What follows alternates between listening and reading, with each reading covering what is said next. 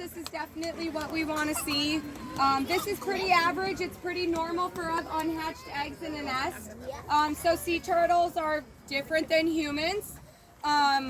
They can mate with partners and have multiple baby daddies. So not every egg is always necessarily getting fertilized when she mates. So for there to be whole eggs in the nest, that is totally normal. They are not going to hatch. We are going to bury everything back in this nest. We're going to bury it all up, pull up our stuff, and it's really great fertilizer for the beach. So I am sorry, I know you guys didn't get to see any hatchlings. Sometimes we do have hatchlings that didn't quite make it out of the nest.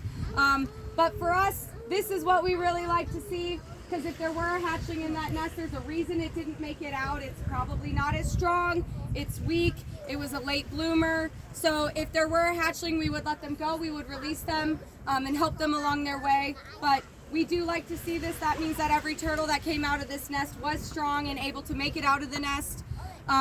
So just to talk about disorientation real quick, because I did mention it earlier. So disorientation is when sea turtles do not make their way towards the water. When they make their way towards land, they follow the wrong moon, is what I like to say.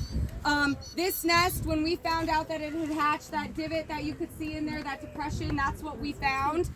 We weren't able to see any tracks because it had rained in the night at some point after it had hatched. But we searched around, and unfortunately we found hatchling tracks in places that we didn't want to find hatchling tracks, as in up in the dunes. So pretty much every single nest that we have evaluated so far this season that has hatched has disoriented.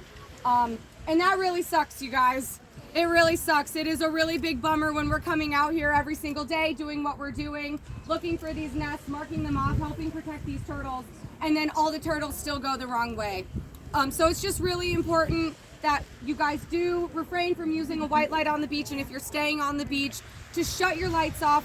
No light is better than any light. I know we encourage the red light use and we encourage that over the white light, but we do prefer no light at all, just because our turtles need the darkest, most safest beach that they can possibly get to make their way safely out into the water, because only 1 out of 1,000 makes it into adulthood. So we have 20 nests on our beaches. That means 2 of those turtles.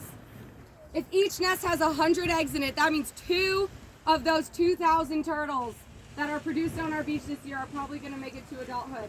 And if the majority of them are going the wrong way, that's already how many that don't have that chance. So we just ask you guys that you be advocates for our sea turtles. Please let people know to refrain from using those white lights on our beach. Tell them about the Destin Fort Walton Beach Sea Turtle Patrol. Every other Wednesday we do offer caring for turtles at the Gulfarium. So we actually have a class next week. I think it starts at